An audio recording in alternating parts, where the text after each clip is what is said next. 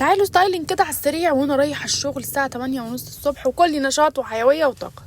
طبعا انتوا نايمين متدفين تحت البطانيه وانا هنزل في الصقيع ده، فجبت القطيفات اللي عندي كلهم وصممت الديزاين ده في دماغي وكنت شايفاه جامد في مخي، بس هو زي ما انتوا شايفين كده ما علينا، فكس فكس فكس. بس بنتي أمنية عادي بس غيره.